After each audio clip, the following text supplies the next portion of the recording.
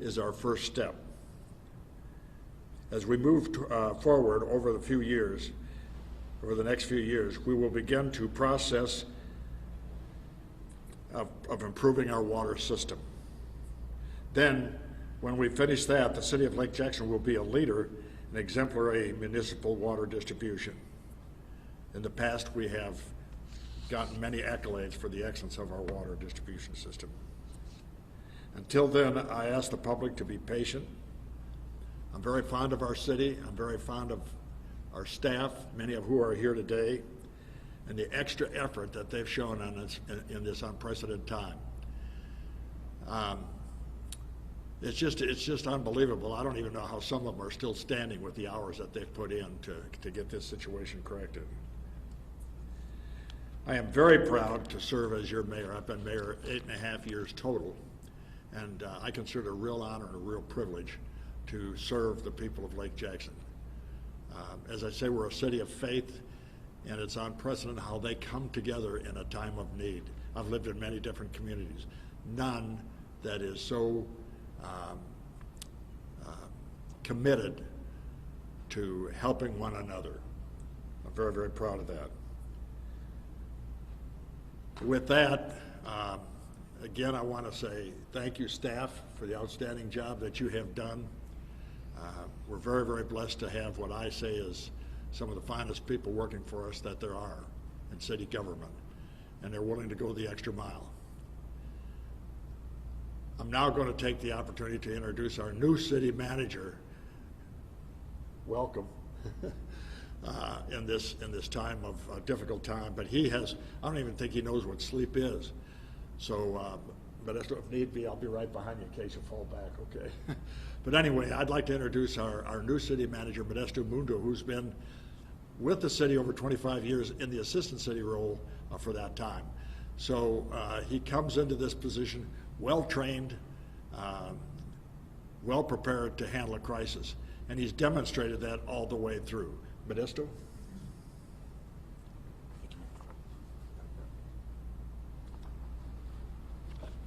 Mayor, thank you. On behalf of the City of Lake Jackson, I want to express my deepest condolences to Josiah's family. I know our entire community is grieving this loss. After extensive testing by the CDC, the results show that only the splash pad storage tank created the environment where this amoeba, Naegleria fowleri, can become viable. The CDC also completed analysis of the genotype and has now been confirmed that the amoeba in the splash pad storage tank was the same type that caused Josiah to develop his fatal illness. As the city manager and as a father, I need to determine the cause of Josiah's death. The city now accepts these results and the responsibility they bring with them.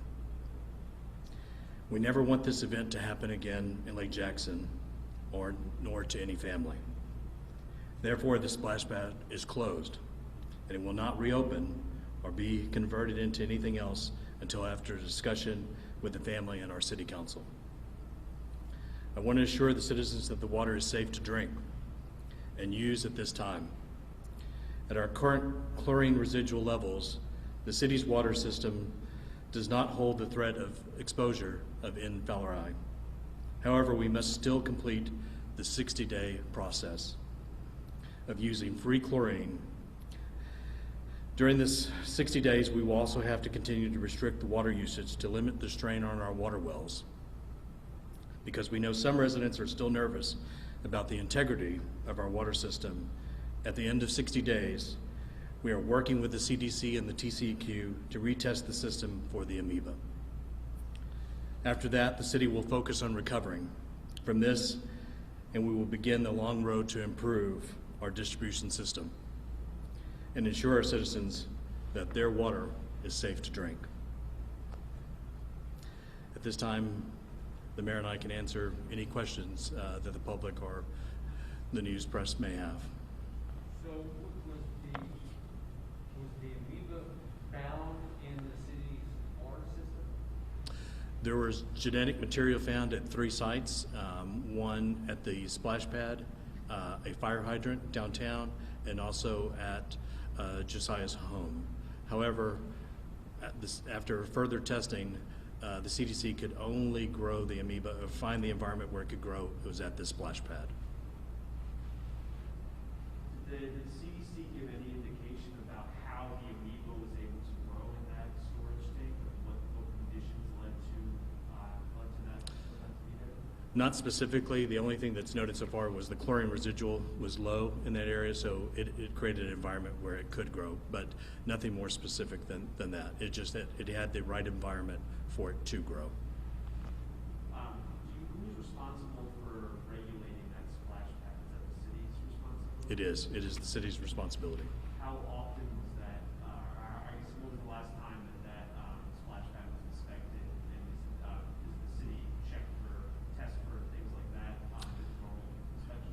That is part of our ongoing investigation process to see all of our procedures and process if they were in place or not.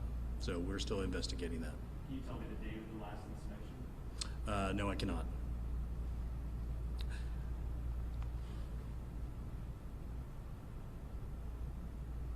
What was the family's reaction to the information about the existence of the amoeba at the splash pad? I don't know. I had a brief phone call with the grandmother the other night when we were sharing information, and I shared the final results email this morning, but I had not had a chance to talk to them. So when is the actual 60-day period up? What date is that? The projected date for the 60-day period is December 4th. So what's happening now, between now and December 4th? So each day we are introducing a free chlorine into the system. We have to maintain a level of 1.0.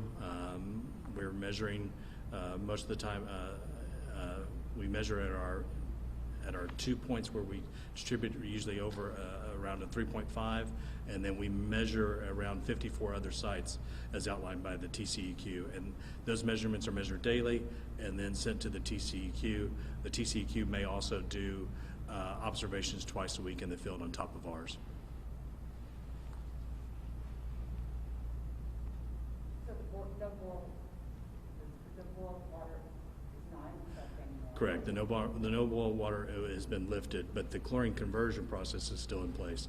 And so the chlorine conversion process is a guideline set out by the CDC to make sure that there is no presence of the amoeba in the system. And no more passing out water, people should feel comfortable in Lake Jackson and surrounding areas like what? Yes, we've been advised by the CDC and TCEQ that the chlorine residual that we're holding now, the water is safe to drink. When do you hope to be out of the woods? Obviously December or early December, that's when? Early December, we hope to be out of this. Then it'll take us a little while to transition back to our blend of well water and BWA water. Right now, we're currently all well water, so it may take us 2 to 4 weeks to transition back into our normal process. Have you had any reports of high chlorine levels affecting people's health? No, I have not heard of any specific individuals that reported that it was affecting their health. Do you anticipate any legal action from the family of Josiah? I don't know. We have not had that discussion with the family. At this time, it would be inappropriate for me to speculate that.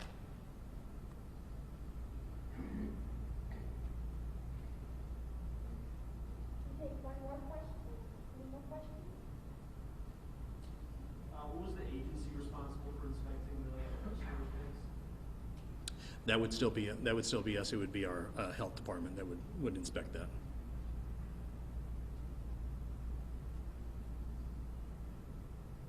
Anyone else? The city manager and the mayor will both be available after if you still have some questions. But other than that, thank you very much for coming, and hope to see you again.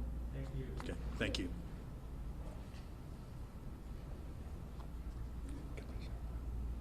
Oh, the mayor would like to say one. I would just like to add to Modesto, I take great pride in the city of Lake Jackson and its transparency.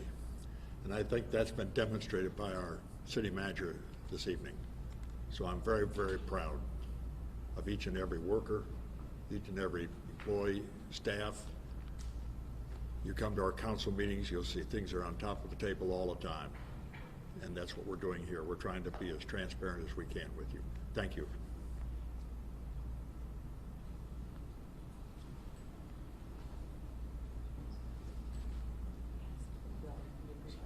Yes.